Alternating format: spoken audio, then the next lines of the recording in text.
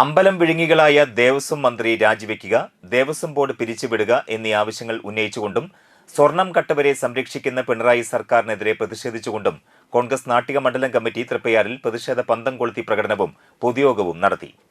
Triprayar poly ജംഗ്ഷനിൽ നിന്നും തുടങ്ങിയ പ്രകടനം ബസ് സ്റ്റാൻഡ് പരിസരത്ത് അവസാനിച്ചു. തുടർന്ന് നടന്ന പൊതുയോഗം DCC സെക്രട്ടറി BR വിജയൻ ഉദ്ഘാടനം ചെയ്തു. കോൺഗ്രസ് നാട്ടിക മണ്ഡലം പ്രസിഡന്റ് PM സിദ്ദിഖ് അധ്യക്ഷനായി.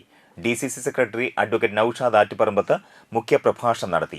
മഹിളാ Congress block president P Binu, block Congress committee ഭാരവാഹികളായ AN Sidhaprasad, BD Sandeep, TV Shine, PC Manikandan, CS Manikandan, KV Sukumaran, PC Jayapalan, Bindu Pradeep, KR Dasan, Madhu Anthikkad, Jaya Sathyan, Rehana Bineesh എന്നിവർ സംസാരിച്ചു.